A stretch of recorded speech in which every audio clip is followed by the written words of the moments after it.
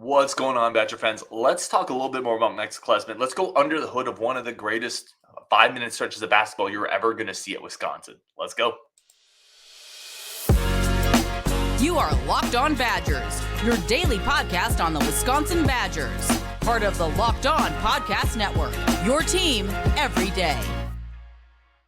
What's going on, Badger fans? Welcome to Locked On Badgers. Thank you for making this one your first listens every day. I really do appreciate it. For all the everydayers, thank you so much for helping us build this community. I'm your host, Ryan Herrings. Today's episode is brought to you by FanDuel. Make every moment more.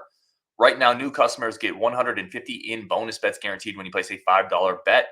Visit FanDuel.com/lockedon to get started. All right, let's get into it.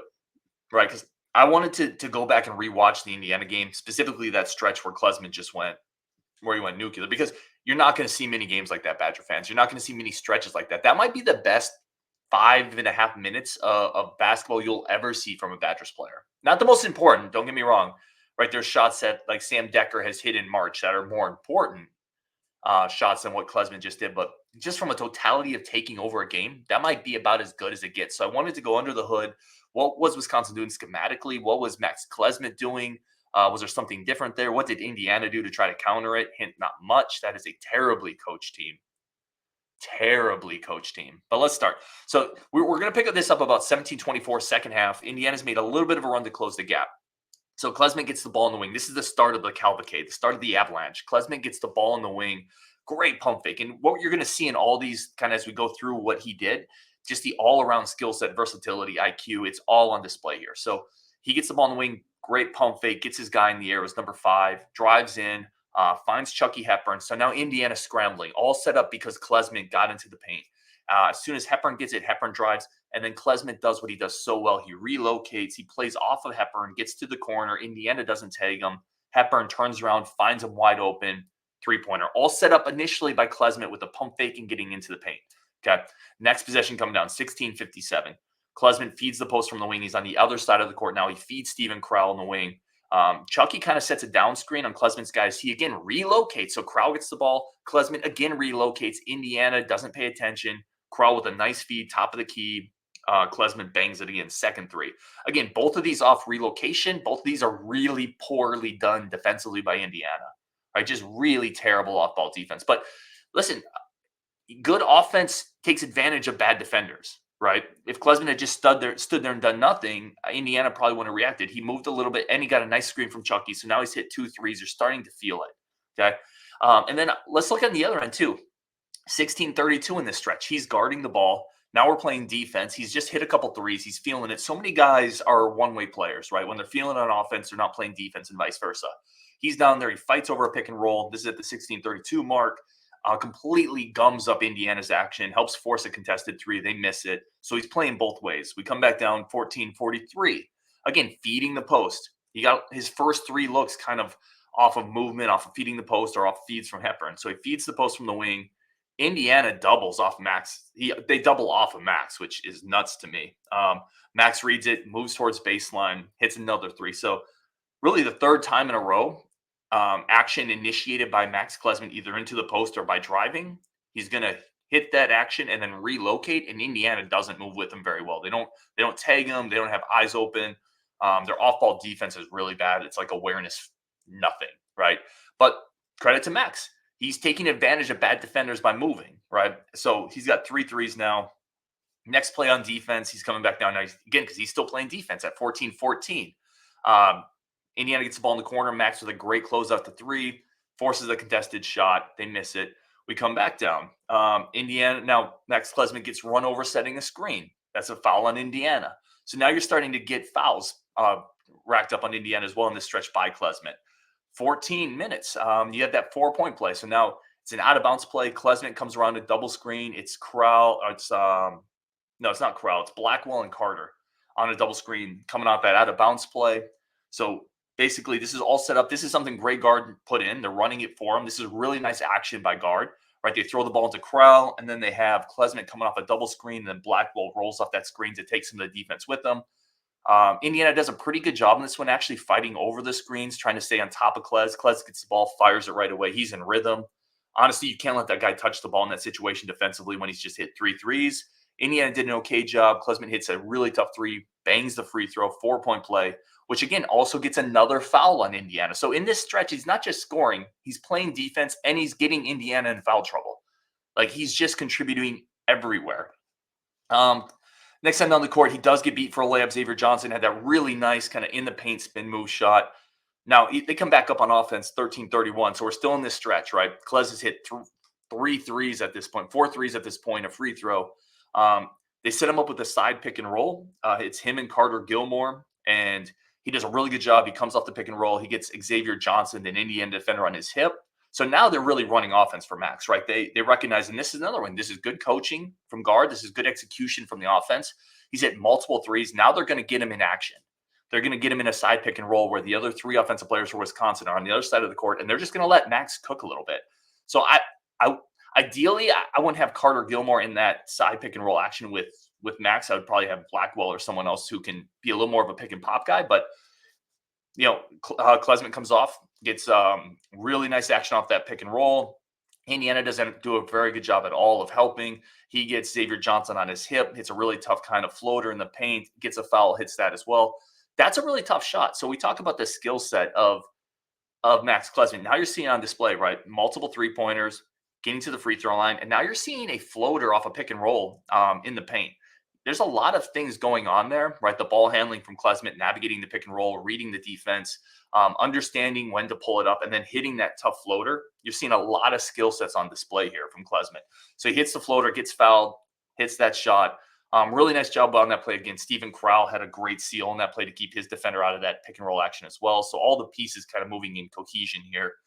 Next play coming down on defense. Klez digs in, forces a turnover. The ball went in the post. Klesmit dug down, forced a turnover. So again, now like you're seeing, he's lighting it up on offense, but defensively he's in there. He's digging into the post. He forces a turnover. Wisconsin gets the ball back.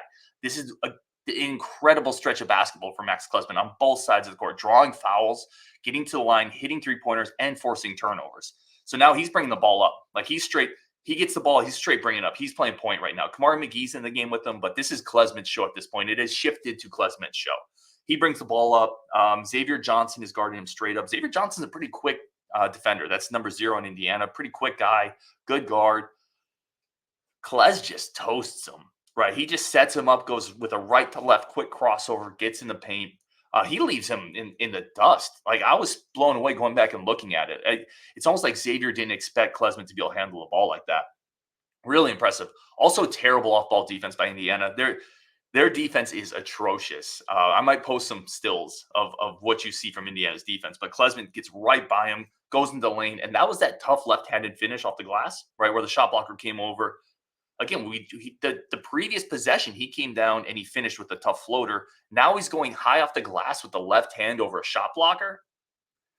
I'm telling you, that's such a tough shot. You're seeing it all on display in this game from Klesmit. So that happens. Very next possession defensively, he goes off ball. This is the opposite of what Indiana's doing. Indiana's off ball defense, they are like looking at UFOs in the air. I mean, they are spaced out. They are awful. Meanwhile, you go down on Wisconsin side, Klesmit is dug in defensively off ball. Here he rotates over baseline.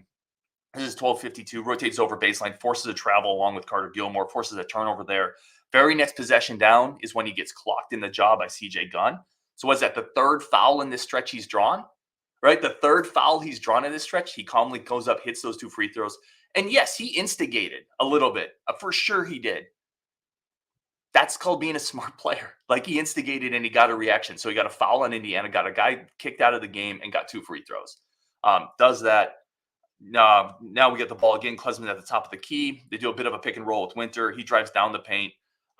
He really could have had this shot, but now you're seeing the maturity in the game. Remember I talked about you're going to see all the aspects of Kles's game in this stretch. He drives down the paint off the pick and roll. He's right there.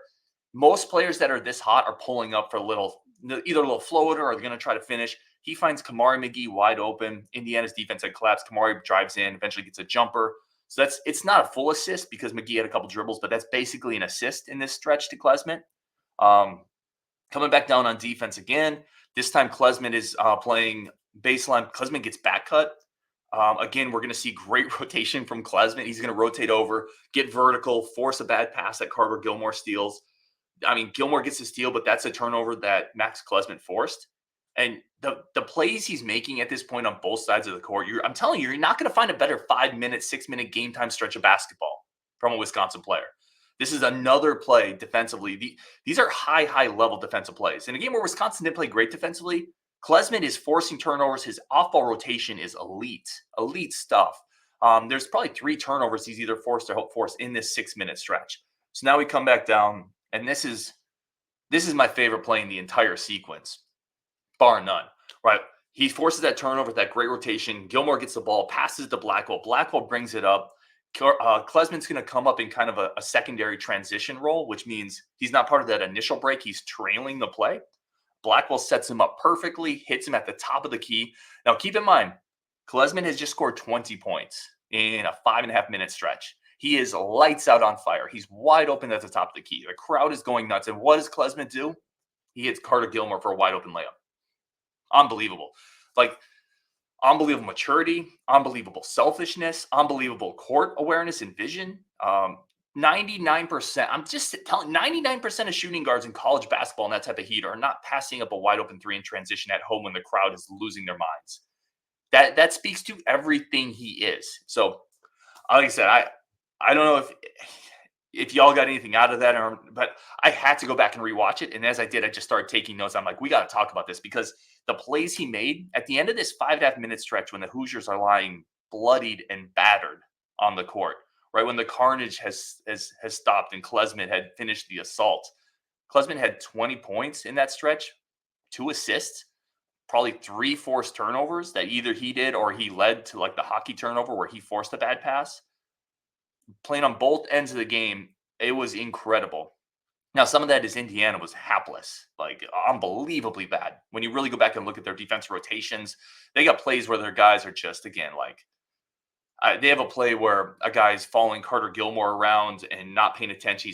He's one pass away, and Max drives right by him, like his back is to Max almost. But either way, like it's one of the greatest individual stretches of basketball you're ever going to see, and it was awesome. It was a lot of fun to go back and watch, and it highlights the two-way versatility of Max Klesmit, because even in games where he's not going to give you that scoring outburst, those defensive plays, the rotation, the off-ball toughness, it's all there. So anyway, definitely want to go back and take a look at that because you're not going to see many games like that in a Wisconsin uniform or in any uniform, quite frankly. We're going to take a quick break. Then we're going to come back with a couple things this basketball team has to do if it's going to hit its lofty goals. There's a real road here for this team to potentially win the Big Ten, but it has to do a few things differently. We're going to talk about that next on Locked On Badgers.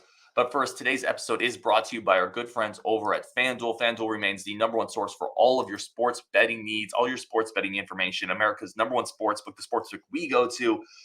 The app is easy to use. There's so many different ways to bet. You have live games, live same-game parlays. There's bets you can go to the Explore tab and find new bets and new action that you haven't used before. Make a parlay in the Parlay Hub. There's more. There's teasers. There's futures. It's all there. The app is incredibly easy to use. It's fast. It's simple. The payouts are easy. And it is a great place. Please do it responsibly, but it's a great place to have all your sports betting action. Visit FanDuel.com/lockedon. Make your first bet a layup with the new customers. Get $150 in bonus bets. Guaranteed when you place a $5 bet. That's $150 in bonus bets, win or lose. FanDuel is the official sports betting partner of the NFL. All right, let's talk about goals, and let's talk about how we get there. Because I didn't think this team was going to have, certainly not be in the position they're in right now. They are potentially in, along with Purdue, one of those two teams is winning the Big Ten, unless something happens here. Obviously, they'll play head-to-head. That might end up deciding it. It's a tough matchup for Wisconsin. But there's a chance here. Wisconsin could win the Big Ten. What needs to happen, right? What needs to change or get a little bit better? The first one, we talked about it, but I wanted to bring up some numbers to back up what we're saying. Defensive consistency has to get better. Now, I'm said it before. People have disagreed with me. How many years have we, Badger fans, spent begging for more offense, right? Have we watched Wisconsin basketball teams win 55-51, and the defense has been great, but we're like, can we just please score? And now we're scoring, and we're like, can we just please defend? Be a little realistic with it. You're not going to maintain that defensive efficiency and effectiveness holding teams to 50 if you're scoring 80 now. That's just not how basketball works. We're going to give up more points, but can we force tougher, more contested shots? Can we consistently force the other team to take longer twos, contested post-up shots? Because right now teams are shooting too well against us. Even acknowledging that our offense is better and the defense is going to drop off a little bit, parts of it have dropped off too far from an efficiency standpoint. It's a middle of I think the defensive efficiency is kind of a middle of the pack Big Ten. The shooting efficiency is even lower. Right now, and here's what I want to talk about. Right now, Wisconsin is giving up opponents' field goal percentage of 46% defensively. I went back and looked at the last 1, 2, 3, 4, 5, 6, 7, 8, 9 teams that won the Big Ten. Right, in some years there's multiple teams because it's a tie, but the last 9 teams that won the Big Ten. Keep in mind, our opponents are shooting 46% from the field against us. Okay, the last 9 teams that won the Big Ten, those percentages are 42, 41, 43, 44, 41, 40, 38, 38, 41. In other words, teams that have won the Big Ten, their opponents shoot between 38 and 44%. So in other words, no team has ever won I shouldn't say ever. In the last 5-ish, 10 years, no team has won the Big Ten allowing teams to shoot as well as Wisconsin is allowing their opponents to shoot. So that has to come down, right? You have to get a little better defensively. And it's not a lot better. You have to get better in the margins. You have to it's a rotation a lot of times. I think there's been a lot of looks Wisconsin has given up in transition. Get a little bit better defensively in transition, right? Get a little bit better at the rim, keeping penetration out. You keep penetration out, that forces a second pass. That second pass can often be contested. Maybe it's a fumbled pass. You put the offense on their heels a little bit. Now they're shooting a contested too because the shot clock's running down. You got to do a better job keeping people out of the paint. And you got to do a better job in defensive transition because opponents are just shooting too well right now. And it would be a statistical anomaly for Wisconsin to win the Big Ten if we continue to let opponents shoot at that clip, even with a good offense, even with a much better offense, right? Defensively, it has to get a little better. It doesn't have to be elite. You don't have, if you have a great offense, I always laugh when I hear the phrase defense wins championships. I mean, teams win championships, right? Like teams win championships. Defense is a big part of it, but so is offense. So the offense has gotten a lot better. Your defense doesn't have to be one of the 2 or 3 best defenses in the Big Ten, but it has to be upper middle pack. It can't be right now. Here's another one, effective field goal percentage. Wisconsin is dead last in the Big Ten, dead last. Now, some of that, let's be fair. Some of that is they played a harder schedule. They played some better offensive teams. That impacts it. I don't think that they're not the worst. They're not the worst defense in the Big Ten. And there's other defensive efficiency stats that have Wisconsin, kind of right in the middle of the pack. I think they need to be 4th, 5th, 6th. So there needs to be a little bit of a jump there if Wisconsin is going to seriously challenge for the Big Ten title and make them run in March, because that's seriously incredibly important as well. So that's my first key. You have to find a way to force opponents to shoot a little more contested shots, which means keeping them out of the rim a little bit, matching up in transition. That could be rotations. That could be a few things, but the defense has to get incrementally better, period. All right, my next one here. I think this is a tough one because I don't know where these minutes will always come from. You got to find a way to get John Blackwell a few more minutes, in my opinion. Down the stretch run, he's proven himself. Right now, he's 6th on the team in minutes played, but he's considerably behind the 5 starters, right? The 5 starters are all 470 minutes and up that they played this year. Blackwell's at 337. Yes, 337. So he's a big chunk behind that top 5. But statistically, by just about every measure, he's one of your 3 or 4 best players. You got to find a way to eat some minutes out of someone else's pot and give them to Blackwell. He's just too good, in my opinion. He's too valuable. If you look at what he does, and well, let's start here, right? Because someone's going to say, well, where do the minutes come from? I think it can come from a few spots, right? I think potentially, let's see if he can play a little bit of the backup one. I've said previously, I don't know if I want him in that role, but in spurts, I think he could probably do it. Maybe it's a few minutes from Tyler Wall when Wall's struggling, and then you go a little smaller. I've talked about it a bunch. I would love to see a little bit of small ball Wisconsin, and whether it's Blackwell at the 4, and then you're playing like Chucky, Klesmit, and AJ Storr. Maybe AJ Storr's the 4 actually there, yeah. But whatever it is, I think you could find ways to buy him a couple more minutes, because when you do, he's so good, right? His per 40 minutes, he'd be the 2nd highest scorer on the team, right? He would lead the team in free throw attempts. Like he's unbelievable at it, the per 40, if he played as much as everyone else. He makes such a contribution that I don't think you can afford to have him leg that far behind the other 5 guys. I think you got to find a way to get him a couple more minutes. And then my last key would be, and I don't think Gard has done a terrible job of this, but I think he could be a little more consistent. Find ways to the last 4 games for Connor Seagen, he's played 7 minutes, 3 minutes, 7 minutes, 6 minutes. Can you find a way to get him around 8 minutes a game? Just a tick more, right? Because I think you're going to need him. If this team really wants to make a run, I think Connor is a guy you're going to need some minutes, more consistent minutes off the bench from. And again, that's not easy. Where do those minutes come from? I'm not asking for a ton for Connor right now, but a way to give him more consistent rhythm so he can potentially find a shot. And then if he finds a shot, this team gets a lot better down the stretch because the ceiling's higher with his ability to space the floor. I think he's played better. I think he's looked better the last couple games. Now let's reward him a little bit and give him a few extra minutes. That's tough with the way Klesmit's been playing. I acknowledge that. That's tough with the way Hepburn has controlled the game. But Hepburn's been a little inconsistent recently. Maybe there's a couple minutes there where Klesmit can slide over to the point, or like I said, give Blackwell a couple minutes, and then Connor can play with Blackwell and Klesmit potentially. I just think you got to find a way if you really want to maximize this to get Connor not 7 minutes, then 3 minutes, then 7 minutes. More like 8 minutes, 6 minutes, 8 minutes, 9 minutes. Let him get consistent in a role and see what's there, would be my opinion. All right, we're going to take a quick break and come back with some of your comments, including further thoughts on Colin Hitchler. Who is the best recruiter on the staff, right? There is a bit of a disagreement there. So more of that coming up after the break on Locked On Badgers. And also a quick second to say thank y'all so much for tuning in to the show. You guys are amazing, incredible, and I appreciate you so, so much. All right, let's get some comments in here. The first one is, and this, Michael, like I kind of talked about this too. He said, why does Gard not play Connor for his poor defense, but the rest of the team gets their minutes with their poor defense?